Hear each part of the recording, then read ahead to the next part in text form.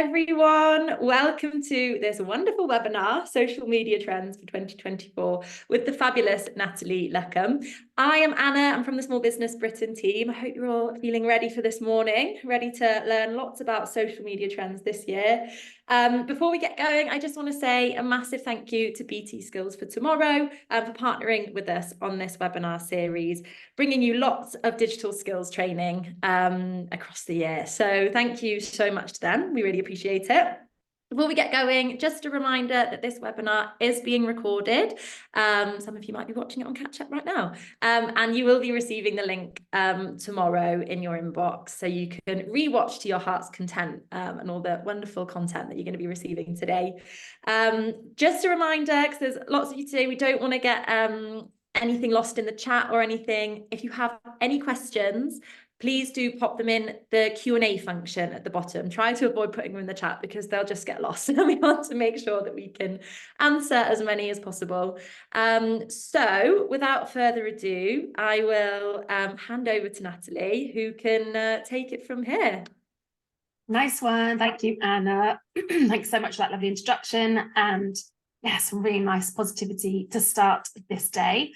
I was about to say Tuesday then, but it's definitely Wednesday. Hi, everybody. My name is Natalie. I'm the founder and director of Natalie Social. Many of you on the call today, which is really exciting. Really, really pleased that you guys have all kind of signed up and are giving this a go. So I'm just going to quickly jump into chat just to make sure everything's okay. Brilliant. Borada, good morning, Sarah. Lots of people joining. Hopefully everything seems fine. Cool. So today's webinar is all about trends for 2024.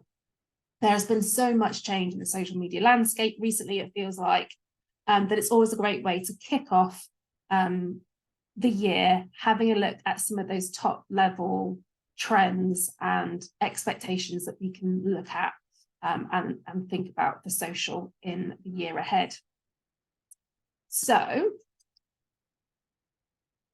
voila. They're all our social media handles at Naturally Social. I've been running my business now for 9 years. It'll actually be 9 years in July. Yeah, we resource the difference makers of the world. That's how I describe Naturally Social. And we do that with our social media and communications expertise. We offer campaign work, retain social media management, we provide training, and ultimately we're the skills and resources missing in-house for many of our clients. Would love to hear from you guys after today. As I said, you can find us on most social media channels, not just the 3 listed below, at NLY Social, and I would love to connect with you guys afterwards. Here are a few of our clients that we work with. I said we really specialise in the purpose-driven sector. That includes a lot of charities, third sector, not-for-profits. And yeah, these are just some of the people that we've worked with in the past year alone. I'm just going to quickly make sure that everything is okay over here. That looks good. Cool. I'm sure Anna will be keeping an eye on the comments, and if anything's up, she'll jump on and let me know. So let's dive in to what we're going to be covering today. We're going to be looking at channel choice. Are we all in or are we all out? Really important question. X versus threads in particular, because that was a lot of discussion last year. We're also going to be touching on LinkedIn. We're also going to be looking at social SEO. More on that shortly. We'll also touch upon creators and the kind of entertainment trend that we have seen rising and rising throughout the last few years, particularly since lockdown, and as well as artificial intelligence. Of course, we couldn't talk about trends for the year ahead without touching upon artificial intelligence. Okay, so let's summarize. This might sound a little bit depressing, this first slide, but for me, social media in 2023 was very much another day, another social media platform. And I think it's safe to say that people, particularly businesses, were feeling pretty overwhelmed these were some of the headlines that we saw coming out about social media in 2023. With bots, AI, fake news, threads, loads of TikToks, YouTube shorts, reels, etc. It has been hard to keep up. And I think it's safe to say that people are seriously evaluating their use of social media in 2024. And actually, this is a really good thing, because I think it's giving us permission as business owners to really focus our time on where it matters most. And that's always been a message from a lot of social media experts to their clients and those asking is, you know, do one thing really well, as opposed to spraying yourself over multiple locations. But I think last year there was so much change and growth that people were feeling overwhelmed, and as unsurprising. And I think actually people are now, and it's not just the amount of platforms, but it's been about, as we said, fake news, AI, bots, etc., that's made us reevaluate, where are we spending our time and do we actually want to be there? The launch of Threads last year marked the latest major short form text platform that we saw bring to market. That was obviously including, followed up to Twitter. There's Mastodon, if anybody's heard of that. There's Blue Sky, and there's a whole raft of other social competitors. And not just small businesses, but big companies are also struggling to keep up with the number of social media platforms vying for their time and attention. So they are being faced with that important choice of which apps to choose. In a market where social media can be an important brand building tool and enable them to target customers when they're most active, this is a really difficult decision. It's all been about serious brands maintaining serious social media presences for the past 10 years or so, and it still is. But actually now I think that instead of us scrambling to claim some sort of digital space and attention on all of these emerging platforms, perhaps it's time that we start choosing to be more judicious about what platforms we're joining and how we're using it. And actually, in some cases, so many brands have already jumped the social media ship years ago. One of the first large brands to make that move was Lush Cosmetics, who in 2021, I think it was, end of the year in 2021, decided to stop posting on social media platforms controlled by Meta, which is obviously the parent platform of Facebook, Instagram, WhatsApp. And you can see here in November last year, 2 years on from that decision, they left X as well. And they're not the only ones.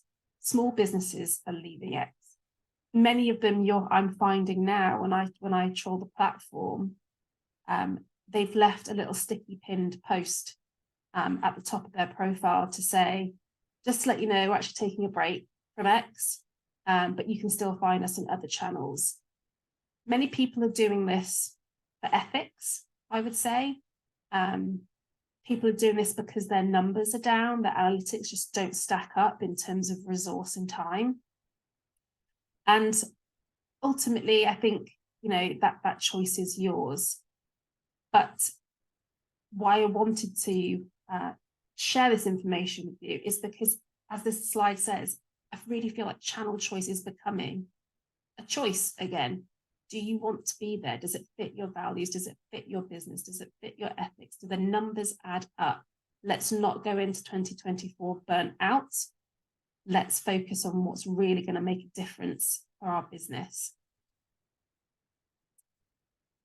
Some of X's largest advertisers as well, like Disney, Coca-Cola, Apple, they're all pulling away from advertising, or were pulling away from advertising after comments and changes around content distribution. And as these headlines suggest, many other businesses and brands are quietly quitting over Musk's comments. So, welcome to Threads. And I think that's where Threads really saw an opportunity last year. But is that really the right answer for you guys to take on in 2024? Well, according to the most recent data, there are 160 million Threads users, but growth has slowed down considerably over the last few months, particularly at the end of 2023. I mean, it only took Threads, again, this is owned by Meta, so that you can kind of see that landscape there. It only took them 4 days and 6 hours specifically to reach 100 million users. And the 75 days since the 100 million users mark, the platform only added an additional 60 million users. It then saw a larger spike, again, month over month since December, just gone, because of its launch in the EU. Because EU users can sign up now to Threads without actually linking their Instagram account, which is how it rolled out originally. But I would say when people got there, the usability was a little lacking, as with all new apps. And again, remember that first slide? Well, people were thinking, is this another channel I have to update? What do I do? How do I use it? Create an account, ran away from it, left it. For me, our Twitter, I always call it Twitter still don't call it X properly. Our Twitter account still has engagement. So we are there. We're not showing up as regularly, but we are still there. We have a Threads username.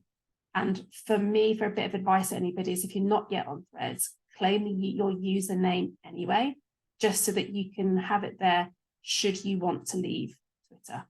And that decision is fundamentally yours. Let's look at some of those key points of Threads and what people are enjoying about this platform specifically. Essentially, as I mentioned, this is a text-based app. Longer text length is in, 500 characters you can use. Hashtags are out. In fact, I think Zuck's trying to change that landscape of hashtags. Even Instagram is only asking or suggesting 3 hashtags these days.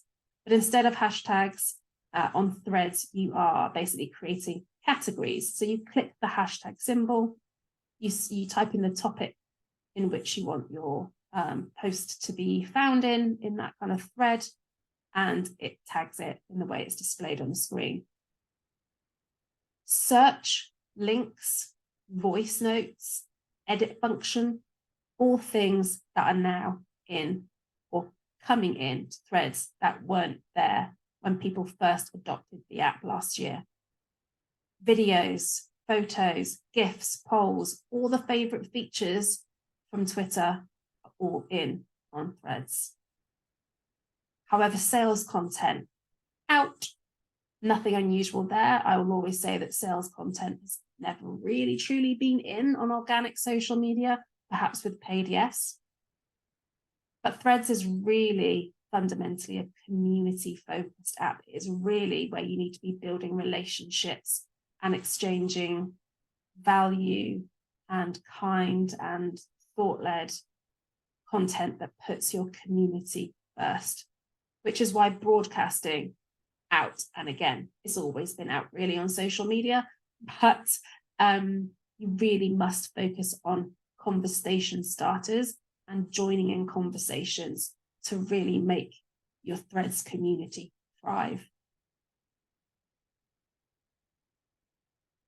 So the first decision on whether to abandon Twitter or not is to really look at your stats and to see whether or not your content is being seen. This is a post of an account that we manage. We have 350 followers or something on this Twitter account. This post alone was seen by 392 people. So we're still seeing some decent metrics. And because this is quite a niche, small, local community, and all those that we communicate with and network with on the platform are still active, for this account, it makes sense. So check whether your content's been seen. Make sure that you're applying a good strategy to it. And if you're not getting much engagement, it might be time for you to consider leaving a little pinned post to drive traffic to elsewhere. Also, look at your traffic sources on Google Analytics. See if Twitter's contributing to that. But of course, social media channel choice being a choice isn't a choice about I like Facebook, therefore I'm going to use Facebook in my business. The choice is about asking, where are our customers? Where are they hanging out? And this is a report that you can easily find. These stats you can find hidden amongst most major networks. They will publish stats on their demographics, but there will be a couple of larger agencies and data companies in the UK and worldwide who put together yearly reports. Ofcom, really great. This report by We Are Social with Meltwater, I look to every year, and it will give you global stats and stats country by country. And so it will give you what platform, what age range, where are they, male, female, etc. That should really be the first thing you consider when you go, okay, we're stripping back the amount and we're improving the quality of what we're doing on social, but where do we go? So we know our audience that hangs out here or here. Okay, so next trend is LinkedIn. So why have I added this into today's presentation? Well, quite frankly, LinkedIn is growing massively. And when I used to use LinkedIn back in the day, inverted commas, 5, 6, 7 years ago, it was cool. It was great. Company pages didn't have much to offer unless you were a huge corporate like Microsoft. It was all about the profiles, but even then there was some functionality that was kind of a bit, it was very one-dimensional. But last year, LinkedIn hit a major milestone, and they are going all in on their unique selling point, which is about this being the go-to B2B platform.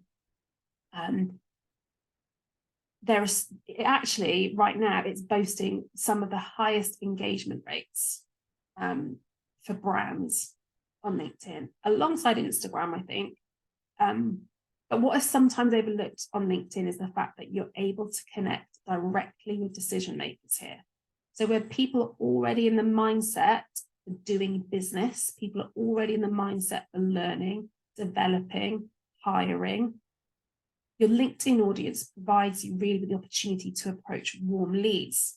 And it really helps you to position yourself in front of the people who are directly looking for what you need. If you haven't already searched on LinkedIn, #FindAPro, check it out, particularly if you're a service-based business. So what are the changes for LinkedIn this year that we should really be focusing on? I'm sure many of you have seen these, but the collaborative articles for profiles to contribute are, these were previously referred to as pulse articles, by the way. These have been brilliant. So basically what they are is they are AI generated articles that are then pushed out to users on LinkedIn for contributions, so that actually you can establish yourself as somebody in that space, as a thought leader, an expert, a top voice, is what they're calling it on LinkedIn. And the users on LinkedIn can access articles of value and educational content that are curated by AI, but also they are, lost my words, they are crafted and developed by real people on the platform. Now, you can, there is a specific link you can go to, or if you just search collaborative articles, you'll be able to then tap into each of the topics, any of the topics that are relative to your industry. And then you can start to contribute. So you just click on the title of an article. The article is then broken down into 4 separate paragraphs, and you can just add your contribution. You will get a little alert or a prompt, should I say, that says you need to contribute to 3 or more articles to get your digital badge. And you can see here, I've gained a badge for top public relations voice. And you can tell LinkedIn, by the way, what subjects you want to be able to comment on. But it will say, contribute to 3 or more of these articles to get a badge. Well, it's not as simple as that. Yes, you can start by contributing to 3 or more, but actually what matters is how your audience weight or vote your contribution. So people have to see your contribution and they have to engage on it, give it a like, comment, whatever, because then that's a signal back to the algorithm that what you've posted there is relevant and useful. So it isn't as easy as just contributing 3 comments to an article. It does take some work and some time. In fact, we doubled down on this last year, last quarter of 2023 for our LinkedIn clients. And I think we managed to get probably about a 75% success rate in getting badges for those clients. They take time depending on the industry that you work in, the topics that you're contributing to. So they're really powerful for personal profiles. Definitely go all in on those. And then for company pages, we're seeing a huge surge in LinkedIn newsletters. Currently, there's 143,000 of these. These are available through a company page, not a profile. There are 500 million subscribers across the platform to newsletters, and 150 news publishers are using them. They're essentially articles, okay? So you might remember the article function in LinkedIn. They're essentially those, but they can be branded up and given headers and little strap lines, and people subscribe to them. You can have multiple newsletters, so 3 or 4, I think is the max, maybe 5, I can't remember. And then you can have, and if you did use multiple ones, you could have them create topical ones. So this is a generic one, upgrade your social. You could have one on AI and social. You could have one on social trends, whatever it is. The benefits to using this, well, you could capture an audience who don't already subscribe to your email newsletter. You could capture an audience who are already subscribed to your page. Anybody who follows your page will be automatically invited to follow or subscribe to your newsletter. And every time you publish a newsletter, they will get a notification in their feed. Sounds very old school in terms of everyone going for push notifications, but that is a massive benefit. Therefore, we're not relying on scrolling. We're actually getting straight into somebody's inbox and saying, here's the information. And talking of inboxes, not only that, but if people don't see your newsletter on LinkedIn itself, LinkedIn will send a summary email into your inbox.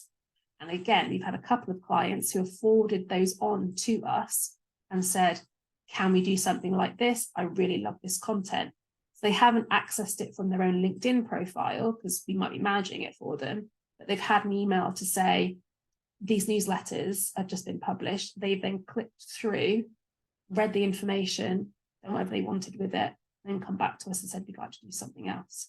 So yeah, really great source. What I also love about LinkedIn's newsletters and articles for profiles as well is that they have baked in SEO tools in the settings function, which leads us nicely onto social SEO. Hopefully lots of you have heard about social SEO. Social SEO is really about showing up where people are searching, okay? It's not relying on where they're scrolling through, but it's thinking, what are people typing into these platforms about what I do and how can I be found by those people? Because people are increasingly using social media to search for things over sites like Google. 40% of Gen Z, that's the 18 to 25-year-olds currently, are using TikTok and Instagram over Google to discover things with real specific queries. So think how-tos, when can, what ifs, recipes, etc. And that's really been driven by TikTok.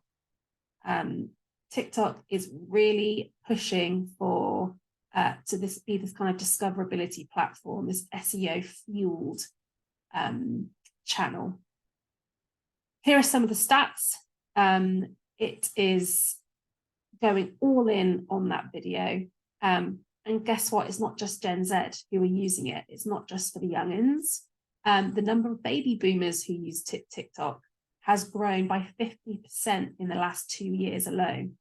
Globally, boomers are more likely to say that they are buying new products online each week. So we know that digital use is developing and increasing, and those generations are migrating and exploring as they become more confident with social media, exploring other social media channels as well. So social SEO is really about optimizing a few things in your content to help people find it. I love Lidl, by the way. This is why I've screen dumped a picture of their TikTok account. It really summarizes these tactics quite well.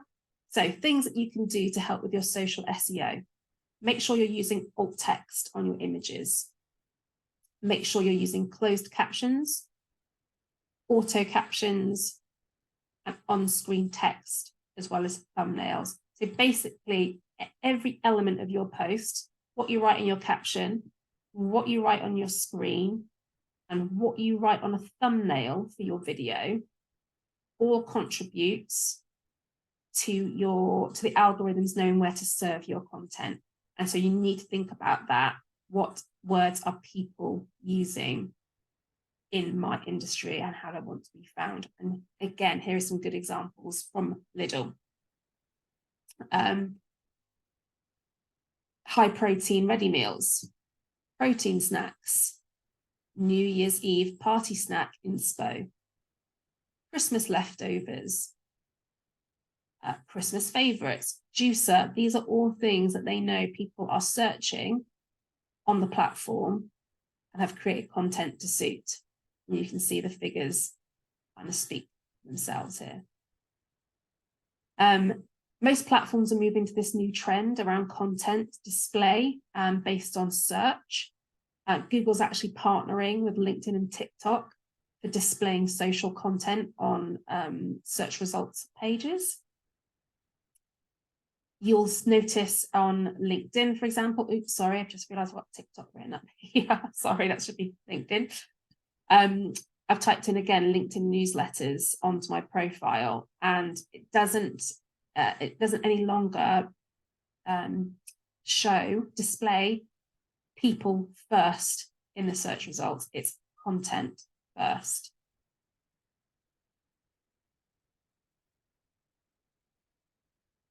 Okay, so how do you develop that? How do you're really keen, you think about social SEO, how can you find the terms to develop your content subjects and content strategy? Well, one of the first places you can go really easily is Google or your favorite search engine, whatever that is. Type in the top, again, I keep using this example for ease, newsletters on LinkedIn. Scroll right down to the bottom. Sometimes you'll actually see this further up the page, but in this example, it was actually right down the bottom. And you'll find searches related to newsletters on LinkedIn. So for me, I'm thinking, right, I want to create content as a social media agency on newsletters for LinkedIn. Usually I'd be thinking, a few years ago, I'd be thinking, I'm going to draft a blog that focuses on that key search term. But actually, this tells me that people are actually asking things like, are LinkedIn newsletters worth it? How to start a newsletter on LinkedIn? How to find LinkedIn newsletters and newsletters to follow on LinkedIn. And these then give me my key terms to start creating social content. And you can also use your social channels to find those terms as well.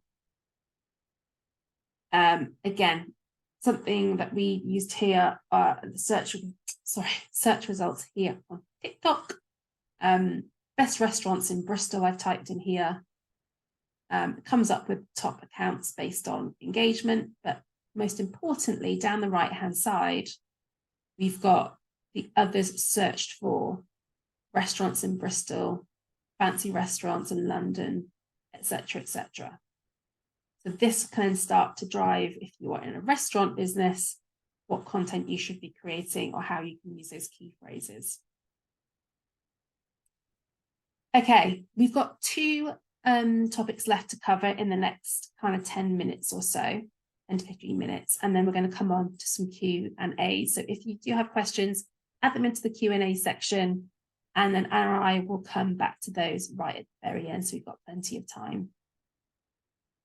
So the next trend in 2024 is a kind of collaborative approach to creating content, as well as a reminder that entertainment is really winning at social right now, thanks to things like TikTok, where the user trends have shown us that people, again, want to be entertained when they're consuming stuff.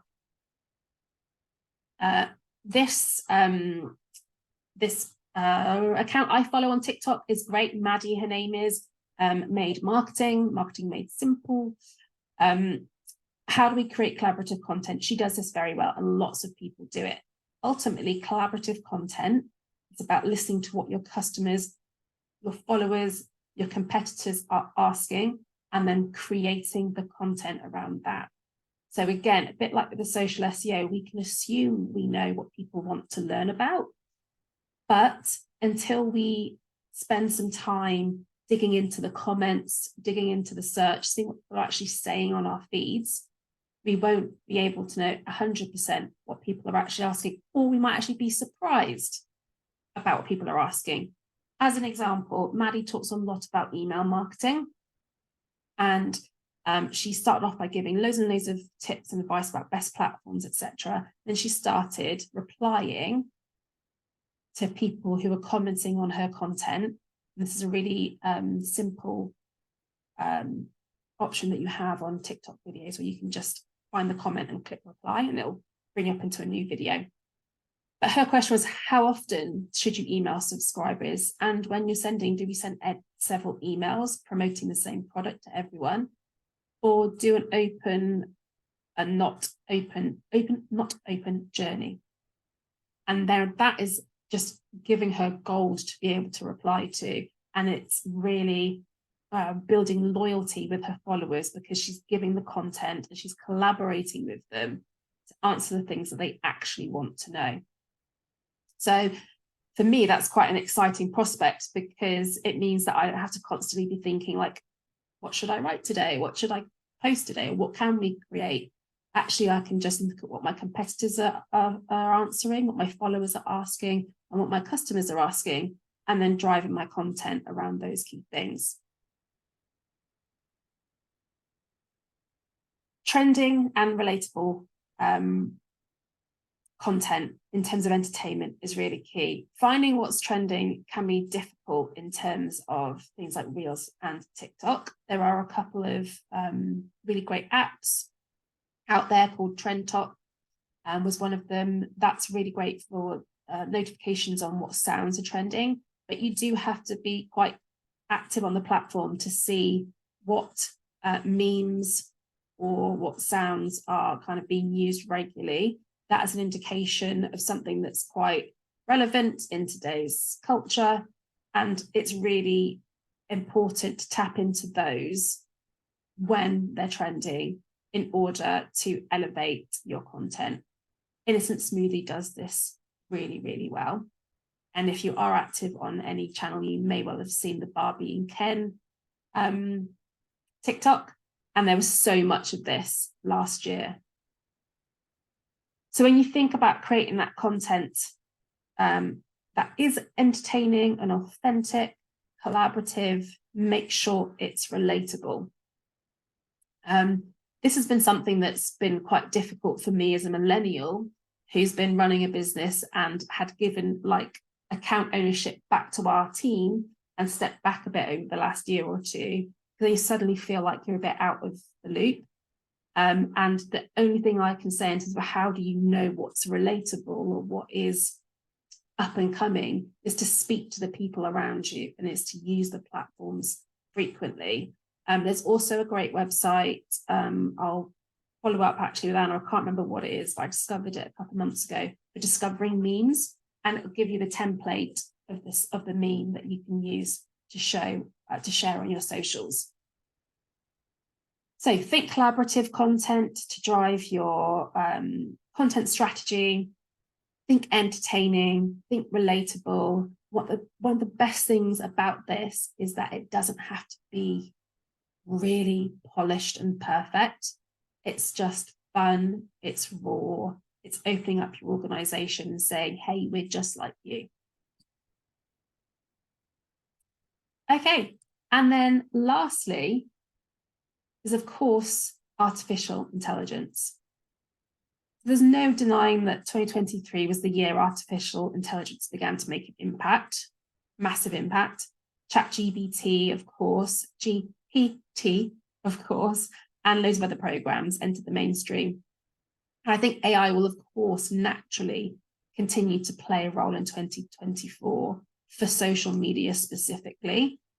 And I just wanted to spend the last few minutes really kind of, one, giving you a list of tools that both you can find and that we've used, but also just highlighting some of the use cases and some tips for you to think about as you move forward, potentially experimenting and exploring AI. So thank you to Reddit for this chart on the left-hand side, free useful AI tools. There are tons that saved me a lot of time from just kind of copy and pasting logos. ChatGPT, obviously, Bard, obviously, is the Google option. You've got Microsoft Copilot. One of the things listed here actually in the content line is copy.ai, which we have experimented with in Naturally Social and really like it. There's also a tool called Jasper, which is paid for. It's quite expensive, but I saw them at a conference in San Diego last year, and the tools they offer are really, really good in terms of being able to set your brand tone, your brand voice, your brand content pillars, and then actually everything that it produces is on brand, as it says. I'll come on to that in a sec.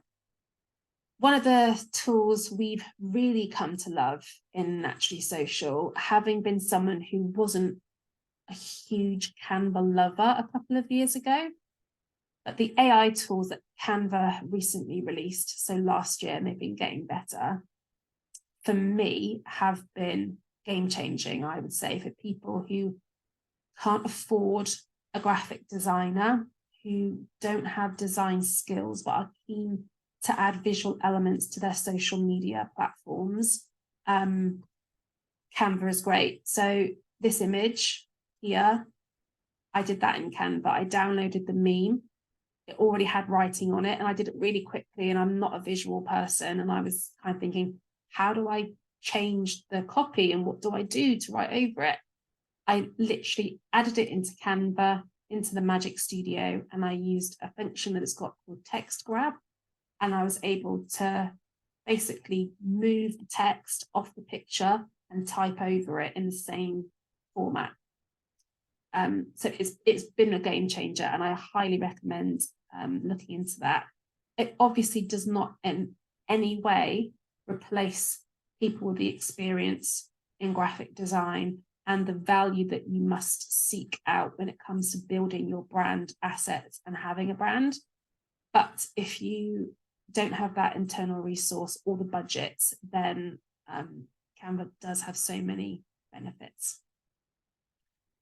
Okay, so some of the use cases that that we have used it for, ChatGPT in particular, as an example, social media, has been something like awareness days. So I found myself starting to use ChatGPT as an alternative to Google. So I pumped into here on the right-hand side, this is the non-paid for version, which actually does a pretty good job. And I just asked them what UK or international awareness days are there in September for corporate training and development companies that would provide a good opportunity for social media content. It then gave me a whole slew of days that were, again, specific to the UK and international for this business. And then I used those to think and evaluate, okay, is that relevant to our client? Does that provide me with opportunity? Do I want to move forward with that idea? Yes or no? And that's how we're using it in Naturally Social to push forward client content, because we are an always on agency. So creating content day in, day out, month in, month out, year in, year out takes a lot of time. And we've found this to be really useful in giving us those extra quick and accessible pieces of content instead of scrolling through loads of different sites on Google. I also have been experimenting with ChatGPT-4, which is the paid version, 20 quid a month. This version can read documents, read websites, and the knowledge bases as of is much more up to date, I think, as of last spring, I think. Whereas ChatGPT-3 is a little bit earlier than that. I just asked it what sort of trends on TikTok are there at the moment? What sort of sounds should I be using to inspire my content? And it was able to give top trending sounds and some suggestions on what type of content I create to go along with that piece of music. Some of the things that I would say, what we've learned about AI over the last year or so is you really must have a policy in place. Think about how you're going to use it for your business and make sure if you're employing people that they understand that as well. How do you intend to use it? How should they be using it? What tools will you be using? And also think about how you're communicating that with clients and customers as well, about having something that's more public facing for people to read and see and be really transparent. Because I find for us, or for looking at other businesses, I don't think it's cool if people are using AI and not telling others about it. So we're really transparent with how we're using it in the business. You must prioritize education on the tools and how to use them all. We nearly released a video on our YouTube channel, literally early spring last year, talking about the new introduction of AI in Canva, and I had to pull it really quickly because I didn't realize it was being created. But I'd said that actually we don't know the full ins and outs of this yet, and we haven't experienced it enough to really tell people the pros and the cons. So we must prioritize education on the tools and really get to understand it. AI is not a replacement for people. Experience does still matter. So people are scared that AI is going to take over jobs, particularly in the creative industries like social. But actually, my experience around strategy and engagement and what makes good content and the creative ideas around putting them together is still very much needed when I'm using AI and I'm asking them questions. And it's also about the prompts. So again, coming back to the education, the best outcomes you will get are really dependent on how well you can prompt it. So think about educating and testing and trialing that and getting to experience it for yourself. So this is not a replacement for people. Experience very much still matters. And the best ways, as I said, that I've used it, ideation support, speeding some tasks up, like planning client content, such as awareness days, thinking about maybe is this going to replace Google in the years to come. There are lots of courses out there on AI. There are lots of people talking about AI, lots of free tools, of course, on AI. And that's the other thing to remember is that everybody's rushing to bake in AI into all of their own platforms. So don't get flustered by all the options. Think about what your current tech stack looks like. What are you using? Do they have AI? For example, we use Microsoft and Microsoft Teams, and Microsoft just recently released Clipchamp, which is an AI-powered video editing tool, free to business users on Microsoft. It does exactly the same job as so many other video editing tools that are out there. So don't get really bogged down by it, but do your research.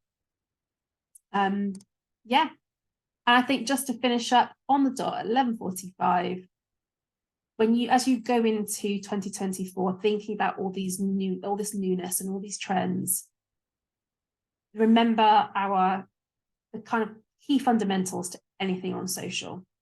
And this has never been any different, really.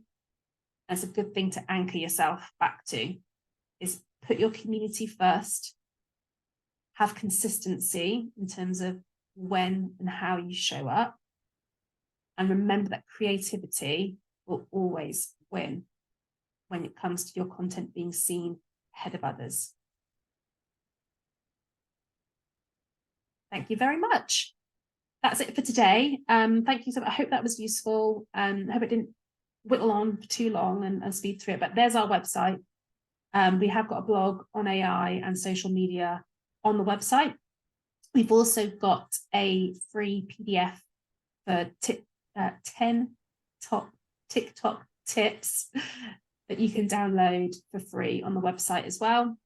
And again, we would love you to follow us on all social media. It's at NLY Social. Thanks, Anna. Thank you. Before you all rush off, don't worry, we've still got questions to answer from the Q&A, which I think will be really useful for a lot of you. There have been loads of questions coming in. Thank you so much for that amazing webinar, Natalie. That was great. I learned so much as well. I've been sitting here, honestly, taking notes. I think it's great. So we've got loads of questions, so hopefully we will get through them. If not, as you can see, Natalie's contact details here, I'll connect with her on socials. Caroline asked, would you say Threads is like LinkedIn, but better for B2C than B2B relationship building? This was in relation to Threads near the beginning. Oh, good question. Would I say it's like LinkedIn? No, I don't think I would. I would say this is a good mashup between, but yes, you're right, better for B2C content. But I would say this is a mashup between Instagram and Twitter.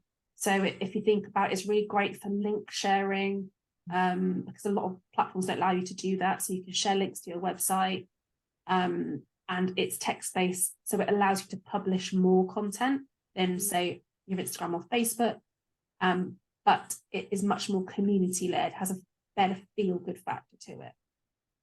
Fab. Somebody asked, can you use LinkedIn effectively if you're offering a consumer service? They see lots of consultancy, B2B services doing well on this platform, just not sure if it's relevant to them. That's a really good question. And I think it comes down to what your strategy is. I'm going to try and end the slideshow here so I can see you've got me on my, if I can do that, escape. Can you see me properly? Just on the... No, you can see the PowerPoint. I think if you just click stop share, then... Oh, lost my mouse. I can take a couple of questions quickly while you're doing that. Yes, go for it. Yes. Receive the recordings, don't worry. Just while you're doing... what I would say is, I don't know why that's not working. Anyway, that's fine. What I would say is, yes, you can absolutely use it, but it comes down to your strategy. So think about using LinkedIn as somewhere to network and connect with maybe suppliers, local businesses in your area who you can get a support network with, other CEOs in your industry, media people who will help to offer you brand exposure. So perhaps the probably shift in thinking there is it's not somewhere for you to directly sell product, but it's actually a place for you to network with people who influence sales and growth of your business. Fab. Mika asked, I think this is referring to when you were talking about TikTok. Does that SEO specifically apply to does it apply to other platforms, or is that just for TikTok? Yes, really good question. So it doesn't just apply for TikTok. All channels are moving in that way. In fact, Twitter years ago, when hashtags were becoming less of a thing, you could type, regardless whether you had the hashtag sign in front of it, if you typed in a word, it would display back things that included that key phrase. So yes, a lot of content, a lot of channels are moving towards search optimized content. Got you. Fab. Maine also asked about service businesses and LinkedIn or TikTok, but I think you've You've covered that, but she asked, do people search too on LinkedIn like TikTok? There we go. There we go. There we go. We can see you. Sorry, say that again, Anna. Do people search on LinkedIn just like they search on TikTok? Yes, they do, but I would say the search terms are different. So again, thinking about the users on LinkedIn, they're not going to be searching for recipe ideas, for example, whereas they will be on something like TikTok. They may be searching for things like social media advice or restaurant owners or job titles, that sort of thing. So yes, they are searching, and I showed that screenshot earlier on that actually LinkedIn is now displaying posts, content results, instead of people and jobs first, which is what it used to. You typed in something in the search bar. Fab. Lisa has asked, in reference to LinkedIn newsletters, is it okay to replicate content from a weekly email newsletter? Well, we do. So yes. I think yes, absolutely. I think when time is of the essence and resources are stretched, it's repurposing is really, really useful. Because our specific email newsletter has a different look and feel, though, like the way it's laid out is quite different. We tend to pull things from our email newsletter and make multiple newsletters on LinkedIn, so it gives us more content. Because you don't have to use loads of images, and the kind of functionality is very minimal on LinkedIn. So yes, repurposing, absolutely fine. And also we've got a different audience on both of them. People who've signed up to our email newsletter, actually we found are different to those who are signed up and subscribing to our LinkedIn newsletter. Fab. Susan has asked, I think somebody else might have asked a similar thing, what is the best way to grow your TikTok account? And if that is by entertaining videos, what's the best way to create them? Right, great questions, great questions. So, well, there's loads of things to talk about here. So best way to grow your content on TikTok is to, one, really stay true to what it is that you're about and what you want to talk about. As well as creating relatable, funny videos and trying to keep up with the trend. So for us, that means we have to be quite active, looking and scrolling and seeing what commonalities are we seeing, like memes, sounds, and then using those to put our message in the forefront ultimately. We use CapCut. We absolutely love CapCut as a video creator for TikTok, and it will have a lot of those templates, those memes that you see on TikTok already on it. If you can get it at the right time, you will see really great results in your content, but it can be quite fickle. So just keep plugging away and learning. As an example, we've been on the platform now for just under 2 years. We were hitting the 2,000 views, 200 views a lot of the time. And then we noticed a trend last year from social media marketers giving hacks about Instagram. And I pushed the team to do something there and then, and it went to 383,000 views in a week. And we now have the biggest audience on TikTok than we do on any other channel, with about 7,000 followers. Amazing. I was just having a little giggle because I saw Lisa's response to your question earlier about the repurposing newsletter content, and she is punching the air. Yeah, love it. Izzy asked, where do you recommend looking to find social updates early?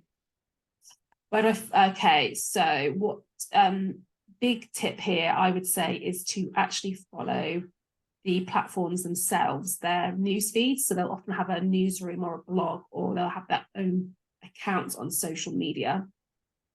They will often drip feed out updates to their platforms, and that's a really good indicator of how all the channels are trying to battle to do the same thing. So that's a really good starting point. And second of all, I would suggest podcasts.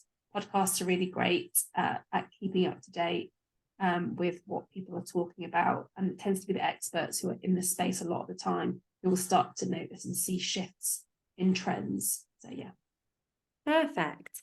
I've had a quick look through to see if there's any similar questions. We can answer them at the same time. Both Paula and Stephen, I believe, have mentioned or asked, how active do you need to be on social media to have an impact on the business? How often do you need to be posting? Would you recommend a number of minimum posts per week across platforms? I think it's the age-old putting enough time into it, Yeah. making it worthwhile.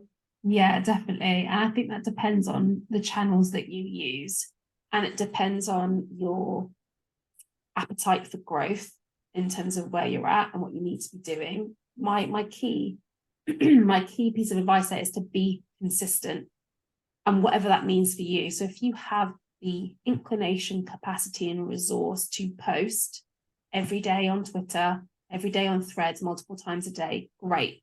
Let's stick to that. There's probably nothing worse than being really active and then suddenly becoming not active without any kind of mention or reasoning. For things like Facebook and LinkedIn, you can get away with a lot less content these days, a couple of times a week at minimum. If you've got a huge audience, a large audience in the thousands, you can post daily. And make use of targeting tools. And of course, if you've got really big audiences, you need to be crafting content that's different and targeted to them. So yeah, in response, in kind of summary, it will come down to your strategy, really. But you do need to have an element of consistency, whatever that looks like. Cool. There were a couple of questions, one from Matt and one from Emma regarding copyright on TikTok. Matt asked, are there any issues with copyright infringement when using memes on your business social pages? Emma asked a similar question about where do we stand for copyright, and on the business account, she's found that she can't use a lot of them. Yes, so on your business account, there'll be a lot of music that you can't use that commercially, because you're going to be deemed as using it for commercial reasons, but that's okay. Steer away from using them. I know a lot of businesses who don't switch to a professional account for that reason only, but I think we can, and we haven't done that. We've stayed as a business account, and actually you'll find that there are business variations of the sound that you can use. And if you can't, do something else.